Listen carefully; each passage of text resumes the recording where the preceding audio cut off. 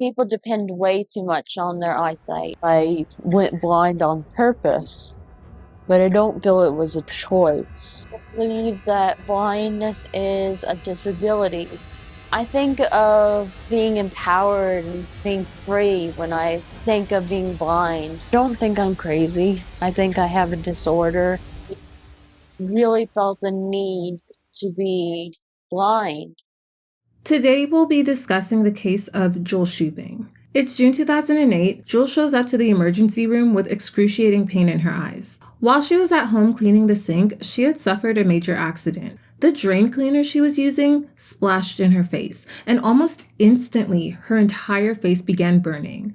As Jewel laid in that hospital bed with doctors doing everything they could to help, her eyes were rapidly being eaten away by the harsh chemicals of the drain cleaner, and there unfortunately wasn't much doctors could do to save her eyesight. Jewel soon went on to share her story with local news, and she began advocating to provide more resources for members of the blind community. But what many didn't know is that behind the unfortunate story of a woman who lost her vision due to a freak accident was a troubling secret doctors, the community, and even her loved ones didn't know. Jewel never suffered an accident with drain cleaner because instead she intentionally poured drain cleaner into her eyes to purposely go blind. When news of this broke, this story made headlines everywhere. Many were left questioning how someone could do something like this to themselves, and more importantly, why. And what makes matters worse was that Jewel wasn't alone in doing this to herself, because there was actually someone who should have been trusted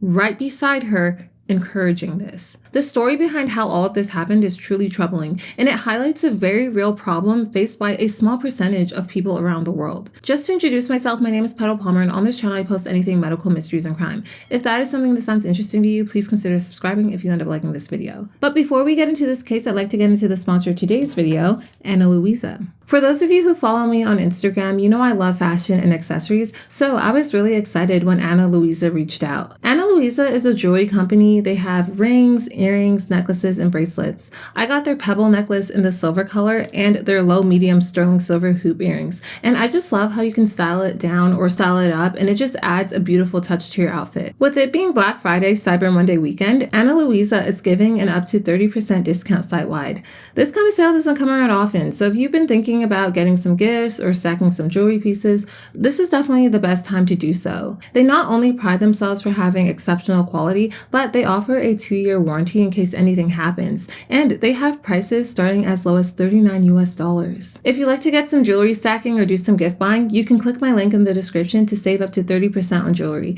You can also scan the QR code here on the screen. Thank you, Ana Luisa, for sponsoring this video. Now let's get into this case. Amber Jewel Shuping was born in North Carolina in 1985. She was born Amber, but eventually began going by Jewel, so I'll be referring to her as that. Growing up, Jewel was just like every other kid. She went to school, played with friends, and had a relatively normal childhood. But that being said, ever since she was a little girl, she knew she was different. When Jewel was about 3 or 4 years old, her mother would often find her out in the hallway at nighttime, just walking around in the dark. Jewel was born with normal vision, but by the time she was 6 years old, she began having these feelings where the thought of her being blind provided some kind of comfort to her, and these feelings only continued to build up as she got older. At some point, Jewel was prescribed glasses, and at 12 or 13 years old, she was actually legally blind without her glasses. But it was also around that age when she truly concluded that she shouldn't have been born with eyesight, and that she rather should have just been born blind. At just 12 years old, Jewel absolutely hated being able to see, and waking up every single day was dreadful for her because it was a painful reminder that this was her reality, that she wasn't born blind. She described that her vision made her feel like she was in a personal prison and that she was imprisoned by her sight. But every time she thought about being blind, that made her feel comfortable. Jewel actually would often go without her glasses so that she would be able to get provided this comfort, and she got to a point where she tried making being blind her reality. As a lot of parents do when looking out for the welfare of their children, when she was a child, Jewel's mother told her once, like, hey, make sure you don't stare at the sun because it'll make you go blind. Typically, a child might try to briefly look at the sun to see what would happen, but most times in that scenario, they'll realize it hurts and quickly look away. But Jewel, on the other hand, heard the sun can make you go blind, and instead, she would sit outside and spend countless hours staring directly at the sun in order to make this happen. Jewel was very disappointed to learn that this did not take away her vision, and so in order to soothe her feelings, she instead would spend a lot of time sitting in the dark in her bedroom to get that feeling of not having the ability to see. And it was only in moments like that, when she was sitting in the dark and couldn't see anything, when she described she felt happy. She didn't like seeing her reflection, and she felt very lonely because she was the only person she knew who had these feelings. She described, quote, "People depend way too much on their eyesight. People believe that blindness is a disability. I think of being empowered and being free when I think of being blind." By the time she turned 18 years old, Jewel had already gotten a white cane, which she used to walk around. And by the time she was 20 years old, she was able to read Braille fluently. For a while, she tried avoiding feeling the need to become blind, but the urges kept on coming up in her head, and she described by 21 years old, quote, "It was a nonstop alarm that was going off." So in order to try satisfying that, in her early 20s, she would spend countless hours and days pretending to be blind. At some point, Jewel ended up getting married to a man who was in the military, and despite initially being alone with how she felt, she eventually found others who were also experiencing the same thing she was. In early 2008, when she was about 23 years old, Jewel found an online group of others who desired to be blind, and she just loved finally having others who understood what she was going through. In this group, they would often share their experiences and tips on how to do something called blind simming.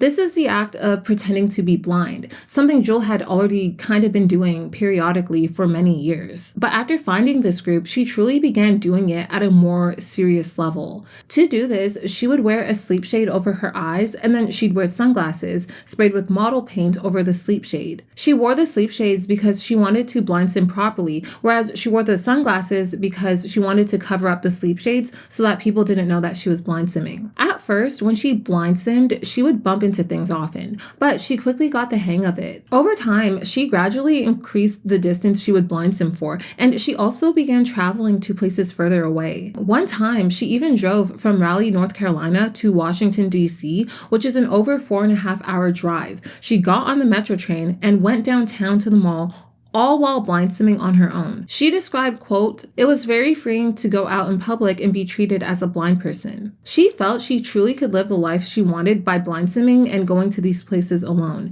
In fact, the longest she had ever blind simmed for was 2 weeks. This all felt great for her, but ultimately it got to a point where she was like, this isn't enough, I need to remove my eyesight for real. And so she took to the internet. She began researching about how she felt, and she actually ended up coming across an article in which there was a man who used dry ice to freeze his legs enough to have them amputated. Very similar to what we had discussed in the last video about Neil Hopper, who did the same. In this article, they discussed a condition called Body Integrity Identity Disorder, or BIID. And it was from then when she realized that there's an actual name to this and people are actually taking physical action about these feelings. Body Integrity Identity Disorder is now referred to as Body Integrity Dysphoria, or BID. This is a condition which is, quote, characterized by an intense and persistent desire to become physically disabled in a significant way. For example, major limb amputee, paraplegic, or blind, with onset by early adolescence accompanied by persistent discomfort or intense feelings of inappropriateness concerning current non-disabled body configuration. The desire to become physically disabled results in harmful consequences as manifested by either the preoccupation with the desire, significantly interfering with productivity, with leisure activities, or with social functioning, or by attempts to actually become disabled, having resulted in the person putting his or her health or or life in significant jeopardy. The type of disability desired doesn't only include blindness, paralysis, and amputation, but it also includes incontinence, deafness, toothlessness, and others, such as stuttering, penectomy, or mutism, for example. And this condition affects people anywhere in the world. The term BID was created by a man named Dr. Michael First. He's a psychiatrist, professor of clinical psychiatry at Columbia University, and an editorial and coding consultant for the Diagnostic and Statistical Manual 5, which is the book used by psychologists and psychiatrists to help make psychiatric diagnoses. He came up with the term after a documentary produced in the late 90s called him to try figuring out how they would diagnose two people who wanted to become amputees. At the time, he had never heard of anything like this, but he was intrigued, so he spoke to over 130 people around the world who had a desire to become disabled, and ultimately he came up with the criteria to consider someone as having BID. This in part included focusing on acquiring the identity of disability, having strong feeling they should have been born disabled since childhood or even as long as they could remember, sometimes pretending to be disabled to soothe feelings,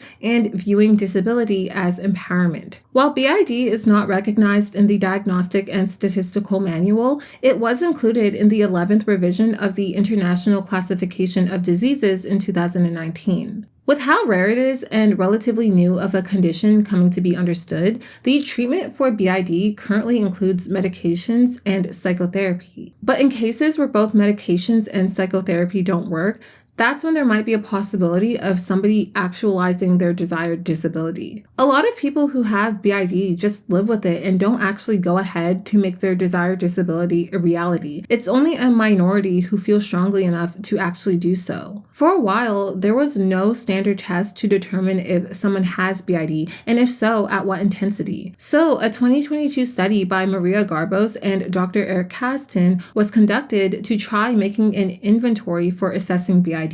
They created an 80-item questionnaire focusing on 6 aspects of patients' experience regarding the influence of BID on day-to-day life, relationships, emotions, their perceived need for a disabled body, development of BID in childhood and adolescence, and coming out with their diagnosis or getting certification. In total, they collected data from 213 people experiencing BID, which they said was a good sample size considering how rare the condition is. And they found some interesting stats. Quote, approximately 50% of respondents reported being physically intact and unrestricted. However, 32% spent their daily lives continuously or mainly in a wheelchair, and 18% used prostheses, orthoses, or crutches. In addition, 2 subjects, which was 0.9%, reported using a urinary catheter or incontinence products. Likewise, quote, only 17% of the respondents stated that they did not perform any pretending behaviors. The remaining participants, which was 83%, spent an average of 19.8 hours per week pretending. And this relatively high figure stems from the fact that several participants used a wheelchair at the time. Not just this, but quote, 59% of respondents said they had never accessed any type of therapy.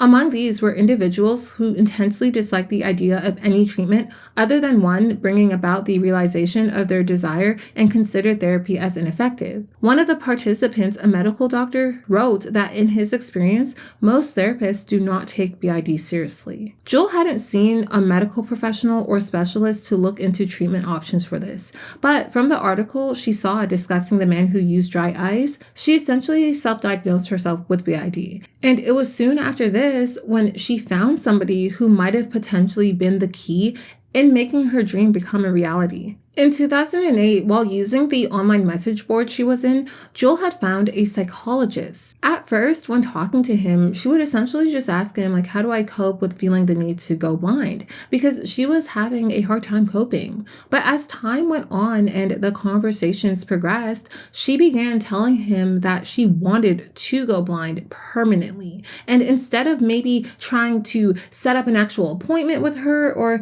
even referring her to another health professional, like a psychiatrist who could potentially have more resources to help her, he told her, oh, you want to go blind? Okay, well, to show me you're serious, research ways on how you can go blind.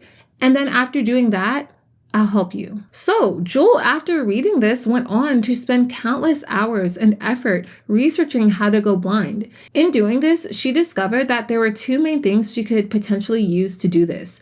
There's lye and there's drain cleaner. She found that with lye, while it would get the job done, it would be very painful. Whereas with drain cleaner, it would be a little less painful, but it would do a lot of damage to the eye. She thought long and hard about it, and ultimately in the end, she figured that drain cleaner is very easily accessible, and because of that, she decided she would use drain cleaner for this procedure. She went to a local retail store to pick up this drain cleaner, but because of her concerns of the pain, she ended up ordering numbing eye drops from an online pharmacy in Canada. The reason she picked this pharmacy in Canada was because she was able to get the numbing eye drops there without a prescription. According to an October 2nd, 2015 article written by Kim LaCarpia from Snopes, there were archived posts from a mid-2008 Yahoo discussion group called Wanna Be Blind 2, in which there are archived posts from a woman named Jewel discussing that she wanted to be blind and the plan she had to achieve that. Also, just a note about the name of this group, according to the 2022 article, something that people who had BID called themselves were wannabes, so I think the group discussion name just reflects that.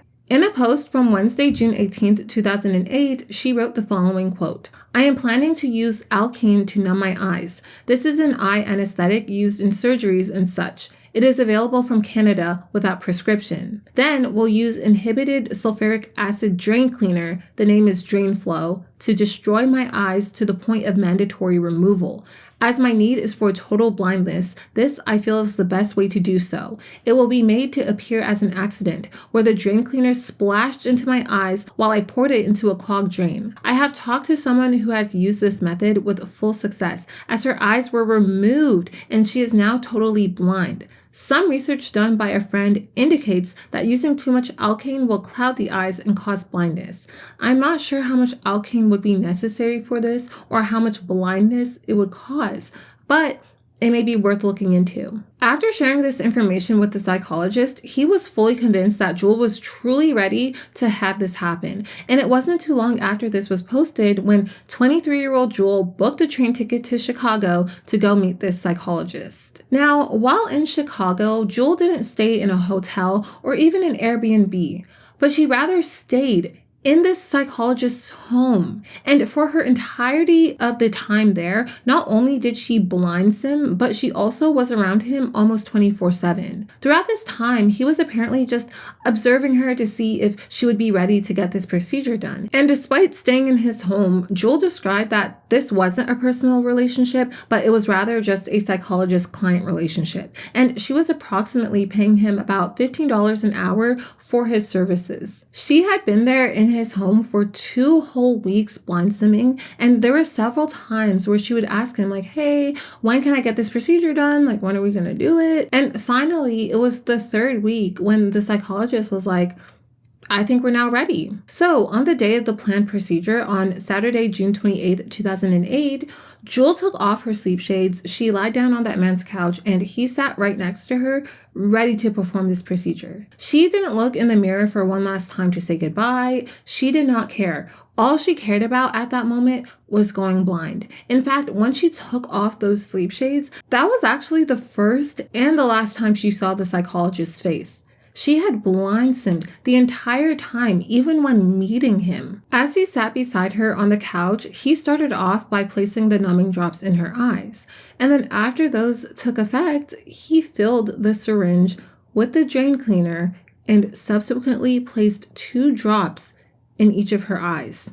As soon as he did that, Jewel immediately began screaming. Some of the drain cleaner had even gone down her cheek and began burning her skin. She described on a scale of 1 to 10, the pain was at a 10, and described, quote, "It was a screaming, violent pain, a violent burning." All she could do at that moment was scream. But even through all the pain, all she could think about was how elated she was that this was actually going to work. The psychologist stuck through with the plan they had made, and this was to wait for 30 minutes, no matter how bad the pain was, and then go to the hospital, because their goal with this was not to save her sight, but just to lessen the pain. Jewel and the psychologist headed into the emergency room, and when explaining what happened, they told the staff it was an accident. The medical staff quickly got to work, trying their absolute best to save Jewel's eyes, and after countless hours of them washing out her eyes, it eventually got to nighttime and Jewel was asleep. When she got there and went to bed, Jewel was absolutely ecstatic that she couldn't see. But when she woke up,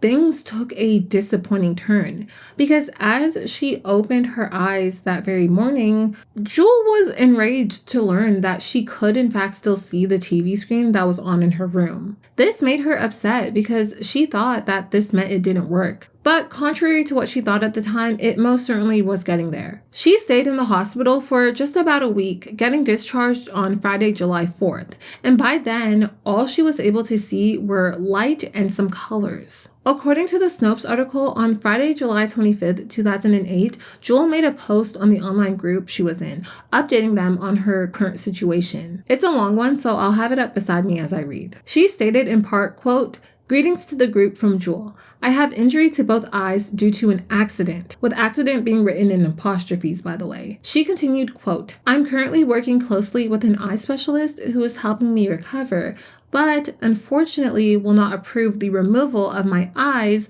despite the severe injury to them. Severe alkaline burns to both eyes have left them with cataracts, corneal defects, and glaucoma. Unfortunately, the damage to my eyes was not great enough for the doctors to approve removal of my eyes.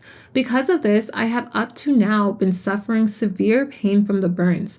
I'm now on pain medicine that controls the headaches, but I'm still having a lot of burning sensations in the eyes. My doctor says my burns are healing well, and it does a bit better. But unfortunately, in my mind, my sight has recovered a bit, despite my attempts to stop such by not using the medication that is supposed to help my sight, just the medication to heal the burns. But I am happy with where I am now, and with the glaucoma, I may lose more sight over time. So big problem right here already, not using her prescribed medications to help correct her eyesight. She continued, quote, "My doctor says my vision could currently be possibly correctable to 2400, if not for the cataracts. He wants to do surgery to remove the cataracts, but cannot do anything until the burns are healed. So that gives me time to get used to the vision loss, and then tell him that I don't want the surgery because I am happy with who I am and I'm tired of all of the medical treatments. In this way, I will keep the low vision that I have." Now, if you're wondering how she was able to type on her computer without being able to see, she continued, quote,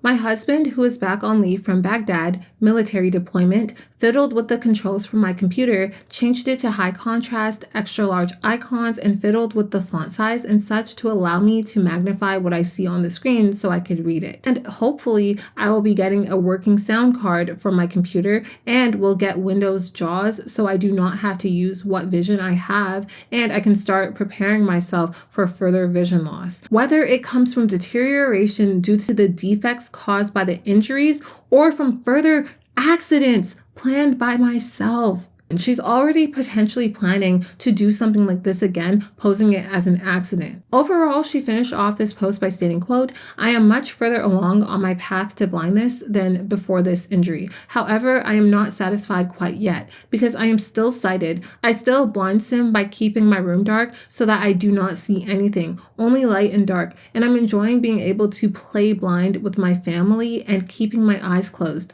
They do not know that I can see better than they think, and over time, I will just pretend that my vision is deteriorating and will find ways to make that deterioration true. My husband is taking my vision loss well, and to tell the truth, our relationship seems better for it. He enjoys being my eyes when we go out and likes to watch TV with me and narrates when a movie goes quiet so that I know what is going on. It is very sweet and I am happy with the way it is going. Everyone but me is hopeful that my eyesight will recover fully, but they seem to accept that it may not. And I am sure they will be okay with my vision loss as it progresses, as long as they know that I am still in good spirits, which I am. I thank the group for your support and want all to know that I truly am glad I found this group. So you can see by that post, there's a big difference in the goals doctors think Jewel has versus the true goals she actually has, because the doctors are under the impression that this was an accident and Jewel's devastated to have damaged her eyes, when in actuality, Jewel is hoping her eyes get worse so she can get them fully removed. As time went on, over the next 6 months after being discharged, her vision progressively began to fade, and this made Jewel happy as she finally felt like she was becoming who she was meant to be. But as discussed, this wasn't just a case of her vision progressively going away, because Jewel rather experienced very serious health complications as a result of what she and the psychologist did to her eyes. She developed cataracts. These are when the lens of someone's eye starts clouding. She also suffered glaucoma, which causes high pressure in the eyes. A normal pressure for the eyes is about 10 to 21 millimeters of mercury. Jewel was at a 39 at some point. And not just this, because her left eye also experienced a corneal meltdown. This is a condition in which the cornea, which is the clear dome-shaped outermost layer of somebody's eyes, starts to break down, and it can lead to corneal perforation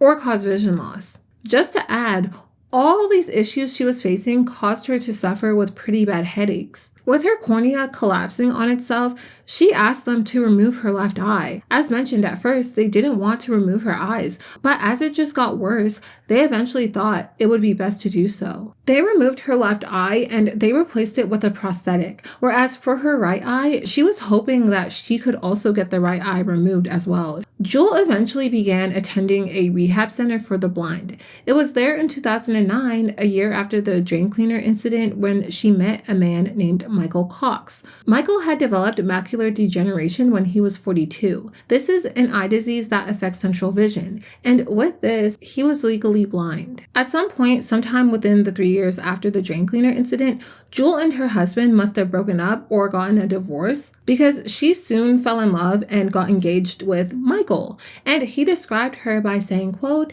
"It's like I found a part of me that I didn't know was missing." The thing about them, however, is that Jewel didn't end up actually telling him that she purposely took her own eyesight. He only found out about this in 2012, 3 years after they met. And the reason him finding out even occurred was because Jewel had actually been contemplating if she should get a surgery to repair her vision, and she asked him what his thoughts were on this. Because for some time, Jewel had been struggling with her decision of going blind, not because she didn't want to be blind anymore, but because after she revealed it to her family that this wasn't an accident and that she purposely blinded herself, she said that they immediately disowned her, and she struggled with the fact that her family didn't talk to her anymore because of this. So she ended up going to one of the local hospitals and spoke to a specialist about doing a procedure that would give her part of her eyesight back. But this specialist told her that she might want to think hard before she actually goes through with something like this. When Jewel told Michael about this and asked him for advice regarding the surgery,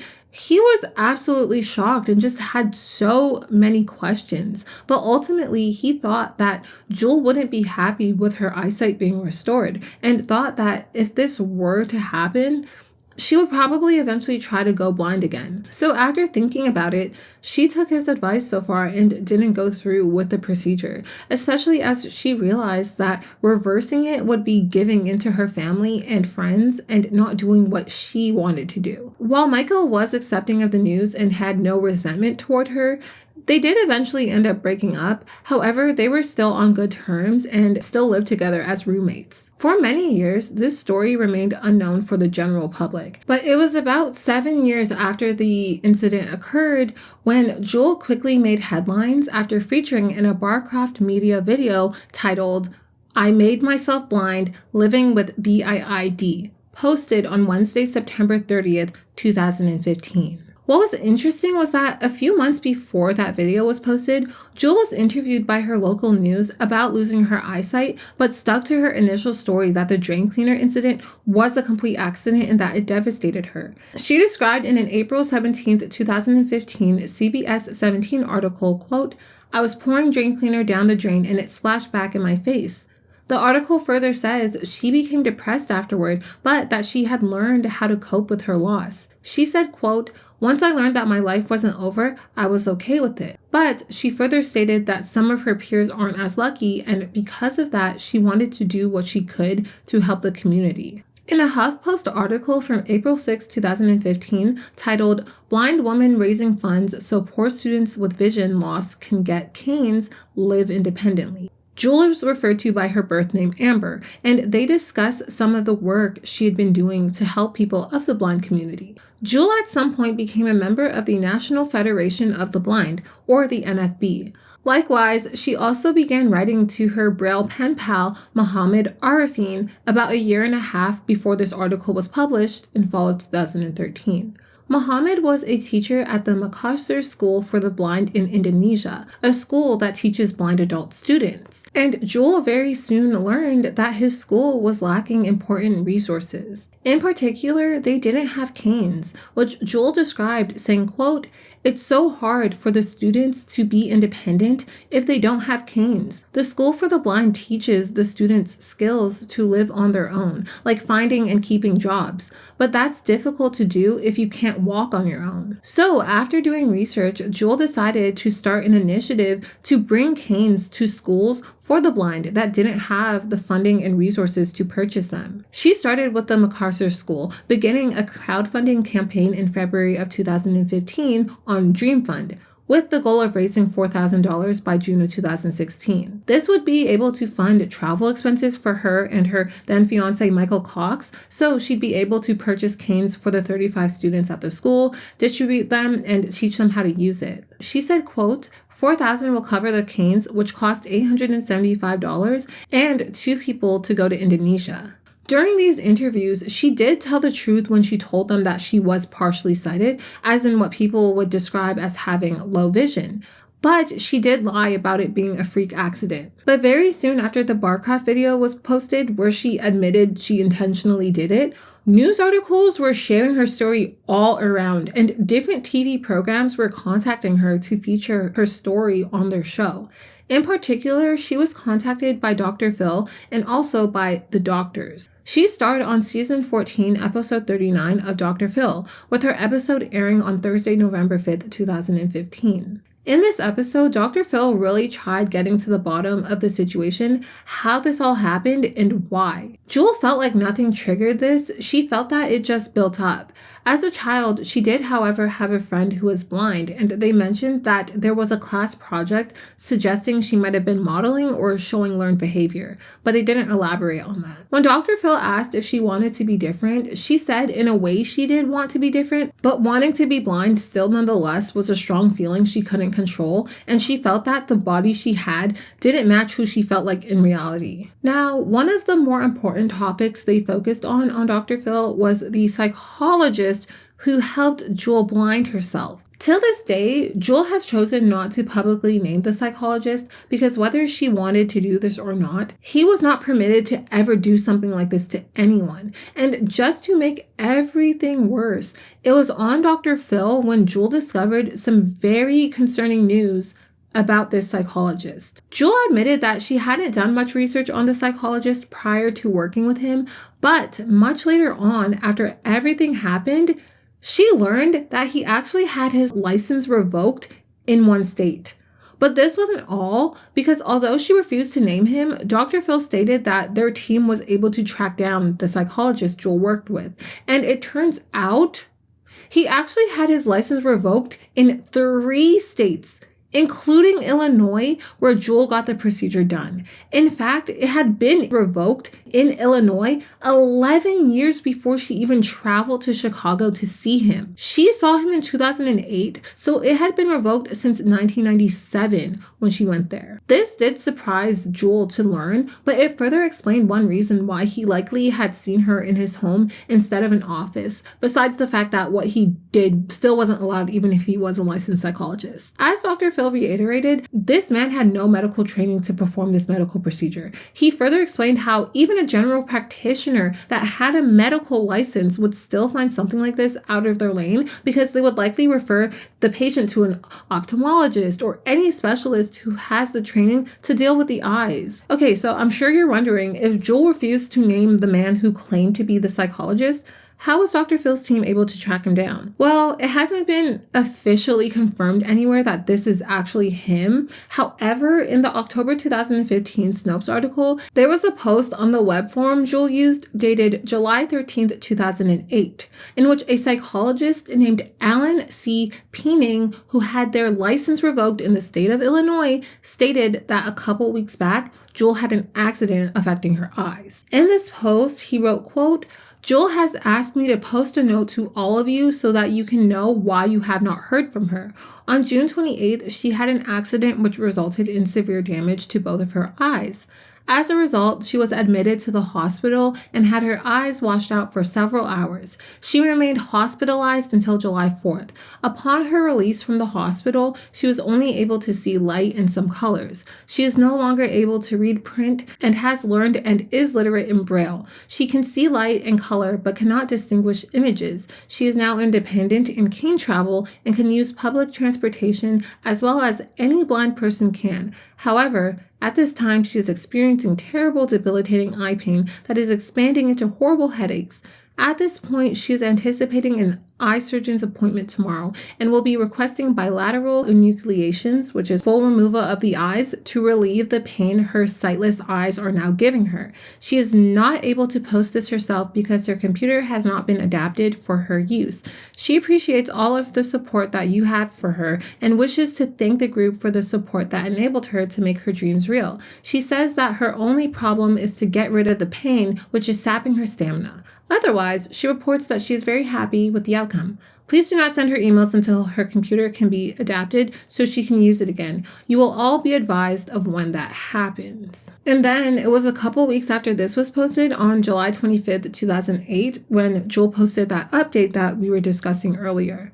But at the start of the post, she did mention Alan, stating, quote, "Greetings to the group from Jewel. As Alan wrote, I have injury to both eyes due to an accident." But get this, as mentioned, Dr. Phil's team reached out to the revoked licensed psychologist who allegedly helped Jewel. But in response to them, he said, quote, "I do not know who that is. I did nothing of the sort. I have no idea why she mentioned me." After hearing this, Jewel actually said that his response didn't surprise her because she reasoned he's just covering his back. But she maintained that he did help her and she did stay at his home for 2 weeks. After seeing this Snopes article, she also responded by saying, quote, "Believe it or not, it is all true. The reason my eyes stayed closed is because my eyelids were damaged and do not open properly unless I hold them open with my fingers. If I were to show my eyes, you would see that the left one is a Carolina blue prosthetic and the other has a very white cataract and a webbing of scars. I spent only 2 weeks with a psychologist at his home, but spent almost a full year in talk therapy and other treatments from the psychologist and tried many treatments from meditation to yoga to guided hypnosis. I have done CBT and other therapies as well and continue to do talk therapy for my mental health." One of the huge problems with this that they discussed on the show was the fact that Jewel never had an incubation period to figure out if this was truly the option for her. Dr. Phil told Jewel that from a clinical and ethical standpoint, there are responsible steps and procedures one must take before even thinking about inflicting damage onto their eyes. They discussed how there's a differential diagnostic process for one to even get diagnosed with BID. They must first rule out things like psychosis, and they need to make sure that people with this diagnosis are well adjusted in every other aspect of their life, and that the only thing that they can't get past is the desire of being disabled. Then, what is required before someone would even be considered for getting such an irreversible procedure is going through extended periods of counseling and practicing living with the disability they desire. In particular, doing this for at least 2 years. Jewel only had 2 weeks in some random man's house. She never had the chance to have an incubation period. On the Dr. Phil show, they brought on Dr. Michael First, the psychiatrist who came up with the term body integrity identity disorder. Dr. First stated that there are 4 requirements necessary for someone wanting to pursue elective surgery for BID. These are, quote, The recognition that the clinician is not disabling somebody, rather, this is the treatment of a condition that has ruined and monopolized someone's life. The sufferer must be desperate and have exhausted all reversible possibilities. The clinician must have evidence that the person is capable and competent to make this decision, and the presence of a track record where surgeries have been successful and patients have been satisfied with the outcome. Dr. Phil stated that there were so many things that would have needed to be resolved first before even considering this, because there were probably some serious comorbidities and mental problems that Jewel was dealing with that needed to be treated before something like this was ever done. In fact, he actually got sent an email from one of Jewel's family members who opened up a bit about these problems. They stated in part, quote, "Most people who know Amber, aka Jewel, would say that she was a troubled teen who always wanted to fit in but couldn't. So she would find herself with the wrong crowds, active in vampirism and submissive dominant relationships. According to emails to friends, she was disappointed doctors would not remove her eyes because they believed she could heal and potentially have normal vision again. Dealing with Amber has been difficult for my family for a long time, but now there's more to it than that. I feel like I'm just waiting for a phone call telling me that she got in another accident and is now dead. I doubt that blindness will make her happy, and I don't want to see what she's going to try next." Part of Jewel wanting to become blind was a hope to become a part of the blind community. However, a lot of people in the blind community rightfully were not happy with what she had done. People believed she shouldn't be able to get social security benefits and that she shouldn't be able to get the same services they get. And on the other hand, she did have a couple of friends in the community who supported her, including her ex-fiance Michael. This also included her friend Debbie Human, who said she had never met anyone with the condition BID and stated that it's not understood in the medical community, but reasoned that with Jewel's case being public, it might be helpful to someone else. Likewise, this included her friend Alan Chase, who said that Jewel did contribute a lot for the blind community, that she overcame a lot, and that she was a very positive person. Jewel also featured on The Doctors, which aired on the same day. On this show, they wanted to see how badly Jewel's eyes were damaged, so they sent her to ophthalmologist Dr. Carrie Aseel for a consultation to assess her eyes.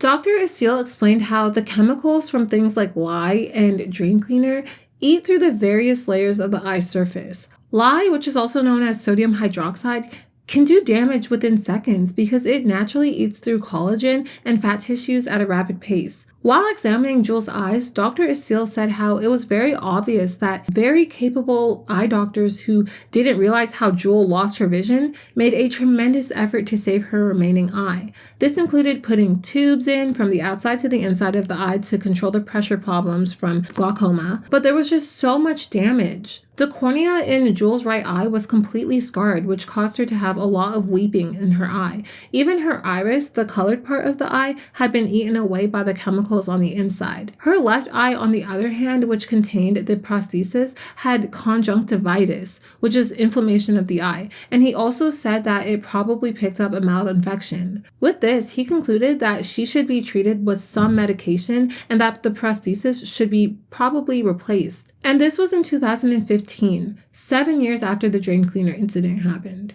As for the mental aspect, during his evaluation, he got no sense of regret on her part and only saw her get emotional when discussing how her only regret is that her family hates her. Also on the show, one of the concerns the doctors had in particular was the fact that Jewel had posted advice online sharing ways someone can blind themselves. While the host of The Doctors, board-certified emergency medicine physician Dr. Travis Stork acknowledged the condition was rare, he brought up his concerns for there being copycat cases of people going on message boards online, reading up about how they can go blind, and then getting drain cleaner and doing it themselves. Jewel had even mentioned in that June 2008 message board that apparently some other woman did this before her and that she took information from that. While there have been copycat cases of people getting their limbs amputated by using dry ice, so far till this day, there doesn't appear to be any copycat cases of Jules where someone has intentionally blinded themselves. But Dr. Stork also brought up the point that he doesn't know if he had ever seen someone with BID, because a lot of the time you wouldn't even know if someone's engaged in self-harm, as they likely wouldn't say. He even brought up the comparison of how he sees a lot of patients who think about taking their lives or even have attempted to do so, as they think it's the only way out. Whereas in Jules' case, her way out of how she was feeling was to blind herself. But even with this, when dealing with an important sensory organ like the eye, he was worried that Jewel posting specific information on message boards about how she went about doing this poses a serious problem for the medical community, and it poses a problem for the patients because there's the power of suggestion where somebody might end up feeling like they have to do the same thing, and then later on end up facing regret or causing some other irreparable harm. Jules said that looking back, she would probably have gone about the situation differently. She stated she didn't go to doctors at the time because they would believe it was unethical to do, but she still defended allowing someone with BID to purposely go blind, stating, quote, "I think it is ethical to cause somebody's disability if that's what they need as a person with BID." She owned that she made bad choices and acknowledged that the steps Dr. Phil mentioned before doing something like this are necessary, further maintaining there was no further damage she wanted to do to her eyes because she didn't feel the need to, as she already got what she wanted. She ultimately stated that she doesn't think she's crazy, as many people had been calling her. She just thinks she has a disorder that's misunderstood. She stated, quote, "I went blind on purpose, but I don't feel it was a choice." On November 5th, 2015, Matthew Diaz published a bioethics analysis on Jules' case. Even though there is no cure for BID and people suffering it can't control their feelings of desiring to be disabled, the psychologist's actions were still not ethical. Diaz stated, quote, "Though there is no cure for BID, the psychologist's actions are not ethical. Unequivocally, pouring drain cleaner into Shuping's eyes was an unsafe, harmful, and unnecessary course of action. While it is true that Shuping is an autonomous agent with a right to make choices and request a specific treatment, this right is not absolute, and a clinician is not obligated to honor this right if it conflicts with fiduciary responsibilities. In this case, doing so guaranteed irreversible, unnecessary harm to the patient. Shuping herself reflected that she experienced excruciating burning pain, which the psychologist who administered the treatment would have anticipated. By all measures, there was absolutely no assurance that doing so would guarantee Shuping's long-term happiness, much less lead to an improvement in her mental or physical stability. Dr. First explained how with amputations specifically, it's not unreasonable for someone to seek amputation considering they are competent to make the decision and have BID, because there's an actual track record of success from people getting amputations done with this condition. But when it comes to wanting to become blind, that's where the ethics are more questionable, because Dr. First stated, quote, "Somebody who wants to be blind is going on faith. And ethically, to sanction that is a huge problem because we have no idea whether the first person who tries to be blind will be horribly disappointed." Since there's no track record of patients reporting being satisfied with this procedure, the risk of there being regret from doing the procedure outweighs the potential benefits of surgery, because that would be harming an important sensory organ, your eye, as opposed to your arm or leg, which are limbs. While completely different conditions, Dr. Phil compared the skepticism of the procedure to how skeptical people were when it came to doing gender-affirming surgery to treat people with gender dysphoria. These surgeries used to be very controversial, and while people still do have their opinions, now it's generally more accepted, and there are many more surgeons who offer these surgeries now compared to before. Still, that being said, it's still the same situation of the eyes being a sensory organ, so that's very iffy. Jewel's case is the first known case of this severity of BID, but Dr. First isn't sure if her case is enough evidence for there to be a second. To date, there's no research protocol for elective surgeries for people who have BID and were unsuccessfully treated with medications and psychotherapy. And Dr. First stated that the challenge of establishing these protocols is not on the psychiatry side, but rather on the surgical side, who he said have refused to oblige. Since BID is considered an underground condition with how rare it is, and because, quote, the idea of wanting to be disabled is inherently less acceptable to people, there are currently no advocacy groups pursuing legislation. But speaking out about it and bringing more eyes to the condition might actually help, with Dr. First stating, quote, the more it is publicized, the more likely it is for people who actually have BID to feel more comfortable. The fact that it exists gives it a level of legitimacy to justify seeing this as an illness. As for Jewel, right now, there doesn't appear to be much public information available with updates. According to a New York Post article from October 1st, 2015, at the time she was studying for a degree in education, hoping to help other blind people live an independent life while also sharing her story to help others suffering BID to seek professional help. She warned others to not go ahead and do what she did, as it was harmful, and she encouraged them to instead see if they can speak to a psychiatrist. She also said that perhaps someday there will be a treatment for the condition and encouraged people to just wait for the treatment if they can. Because if BID was properly recognized, people would be able to get that 2-year incubation period where they get counseling and the chance to practice being blind or paralyzed or an amputee. And as for her family, Dr. Phil was adamant about working on his end to get them to sit down and speak with her with professional counseling if needed. But there haven't been any further episodes updating on that. Overall, though, this case truly is unlike no other, and there are a lot of important conversations to come from it. Many reason that she was not only mentally ill, but she was taken advantage of, whereas others argue she was selfish, irresponsible, and brought this onto herself. You can even see on the doctors, Dr. Phil was very much on the side of understanding she was suffering a debilitating mental condition and had terrible guidance leading her to this, whereas the doctor's co-host OBGYN, Dr. Jennifer Ashton, said that she fully understood and respected the psychopathology of the condition.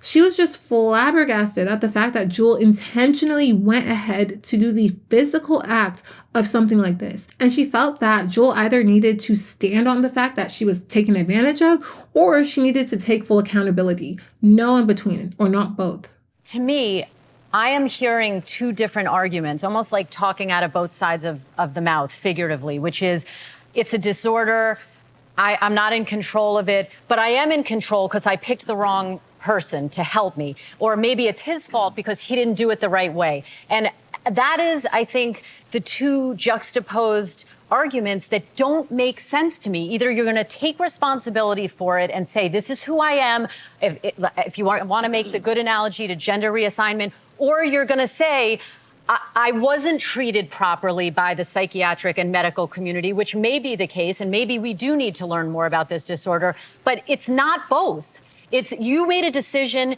you're not a child, you've been living with this for a long time, and I hope with every fiber of my being, Jewel, that you have inner peace and happiness, not just today, but with the reaction to this story and for the rest of your life. But conceptually, it's one or the other. You have to take ownership for it, or you're the victim. I just hope that wherever Jewel is, she's doing fine. I hope she's in regular contact with a licensed mental health professional, and I do hope her eye area is physically fine, considering the amount of damage that was done to them. I'm glad once she realized the gravity of it all that she began speaking out against what she did, because in no way should anyone ever do what Jewel did. It is dangerous, it is harmful, and it bypasses several steps that should be done before even considering doing such a thing. With one of the most important first steps being reaching out to a licensed medical professional, and better yet, reaching out to other licensed medical professionals to get second opinions. There's a lot of shame and stigma attached to BID, which prevents people dealing with it from speaking about it. In the 2022 study, they stated, quote, 92 participants, so 43.2%, said that if they were to undergo successful realignment of their body to their desired state, they would use a cover story for their condition rather than telling the truth to others in their lives. Many avoid telling their families because of the shame associated with it, and others might seek underground procedures so that they can attain their desired disability without having others find out the truth behind it. As for the fraud psychologist, I really do hope that he is never in contact with a client or a patient ever again. He should have faced some kind of trouble for what he did, because mind you, with Jewel's mental health, she definitely wasn't in the right state of mind to make a decision like that. But even if somebody agrees to do something like that, it's still illegal to inflict serious bodily harm on someone, regardless if they consent to it. Hopefully with Jewel sharing her story, more eyes can be brought towards BID so there's a better understanding of it, and those dealing with it can get the resources they need to treat it. But yes, that is it for this video. What are your thoughts on this case? Do you think Jewel needs to be held fully accountable? Do you think the fraud psychologist should be held accountable? Do you think there should be something specific done to help people with BID? Please comment your thoughts below, and don't forget to subscribe so you don't miss any other videos on medical cases, crime, and mysteries. Bye now.